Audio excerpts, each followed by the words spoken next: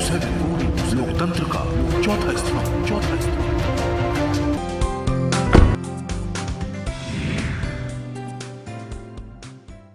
मौसम में बदलाव आया है, देखते हैं कि सेंटर की किस्मत में बदलाव आएगा कि नहीं आएगा। आपने मेंबर्स का जिक्र किया, मेंबर्स हर बार अपने आप को ठगा सा महसूस करता है। बगल में चिन्मयानंद मिशन है, इंडिया इंटरनेशनल सेंटर है, बाकी दूसरी और भी इस तरीके की चीज़ें और संस्था हैं। लेकिन जब हम बात करते हैं IICC की, तो वहाँ पर मेंबर्स को 1 लाख रुपए सिर्फ रजिस्ट्रेशन फ़ी के अलावा कुछ नहीं मिलता, ना उस तरह की फैसिलिटीज़ हैं, ना सहूलियात हैं। आप आए तो ख़ास तौर से डायरेक्टली मैं यूँ कहूँ कि मेंबर्स को आप क्या देने वाले हैं? मेंबर हमेशा अपने को ठगा महसूस समझते रहे और समझ रहे जी। हैं। इसीलिए आधे मेंबर 4000 में से तकरीबन 2000 मेंबर्स ऐसे जिन्होंने सब्सक्रिप्शन फी नहीं दी जी। और आजिज आके नहीं दिया, उनका बजन होके नहीं दिया। कहने लगे हमको फायदा क्या है, एक मेंबर की हैसियत से हमारी क्या शनाख्त है वहाँ, या हमको वहाँ क्या फैसिलिटी मिलती है जी। और उनको लगता है कि जो सब्सक्रिप्शन फी हम देंगे उसका क्या इस्तेमाल सेंटर करेगा ये भी पता नहीं, उसका कोई अकाउंटेबिलिटी नहीं है। तो बहुत से मेंबर ने ऐसा नहीं कि वो दे नहीं सकते थे, उन्होंने दिया नहीं और चिढ़ के नहीं दिया, क्योंकि उनको ना तो हिसाब का पता है कि क्या हुआ, ये पैसा कहाँ जाएगा, किस फलाह बहबूद के काम में जाएगा, या किस मुल्क के किस डेवलपमेंट के काम में जाएगा, या मुसलमान के या कौम के किस काम में जाएगा। तो आजिज आके लोगों ने नहीं दिया। और फैक्ट ये है, लाइफ मेंबर्स जो हैं नॉर्मली कहीं नहीं पे करते सब्सक्रिप्शन चार्जेस। जी जी। जो दूसरे तरह के मेंबर्स होते हैं वो लोग सब्सक्रिप्शन चार्जेस देते हैं। अभी हम 2 दिन पहले इस्लाम जिमखाना में थे। ठीक है, ये इंस्टीट्यूशन है, वो क्लब है। जी जी। तो इसको लोग ये ना सोचें ये क्लब है। इस्लाम जिमखाना क्लब है बॉम्बे में, जी जी। वो इंस्टीट्यूशन नहीं है। लेकिन फिर भी वहां पर भी पता चला कि लाइफ मेंबर्स को कोई सब्सक्रिप्शन मनी नहीं देनी है। और जो लोग टेम्पररी मेंबर्स हैं, एसोसिएट मेंबर्स हैं, उनके लिए है कि उनको देना चाहिए। तो पहली बात तो हमारे मेम्बरान हजरात ये समझ लें कि ये क्लब नहीं है, ये इंस्टीट्यूशन है। और ये इंस्टीट्यूशन आपके बेहतरी के लिए, आपके कौम की बेहतरी के लिए, मुसलमानों की बेहतरी के लिए है।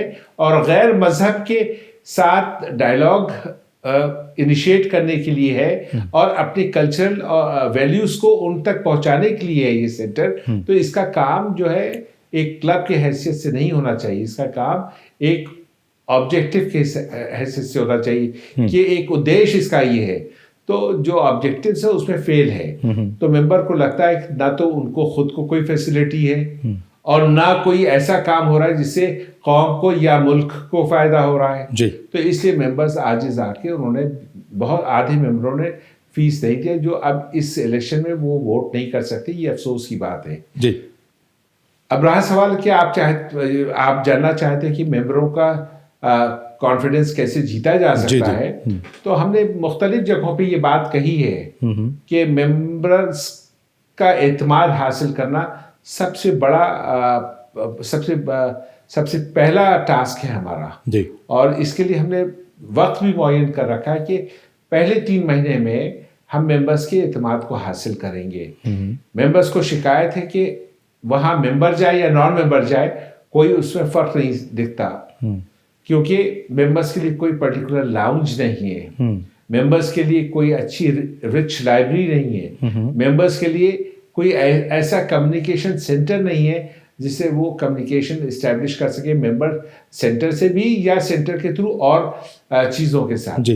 तो मेंबर्स को सबसे पहले हम उनको एहसास दिलाएंगे, उनको वो एहसास दिलाएंगे कि वो मेंबर हैं, तो they should feel proud that they are member of IICC जी।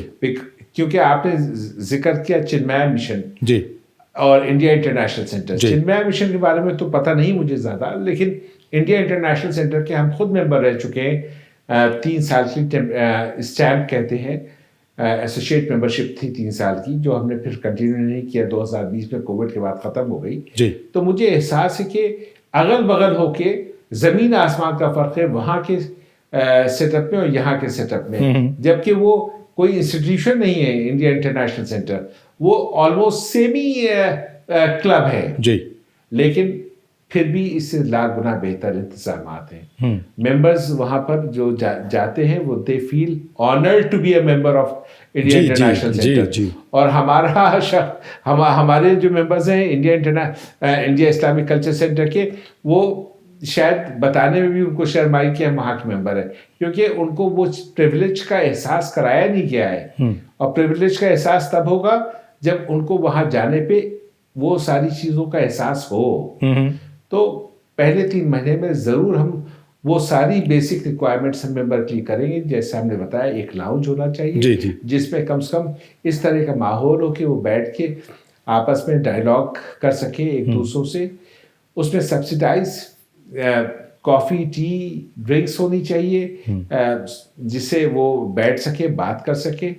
और इसके अलावा हमको लगता है कि कुछ चीज़ें दूसरों से भी सीखना चाहिए। जैसे इंडिया इंटरनेशनल सेंटर में क्लिनिक है वीकली बेसिस पे, तो हम भी चाहेंगे कि वीकली बेसिस पे मल्टी स्पेशलिटी क्लिनिक इस्टेब्लिश हो।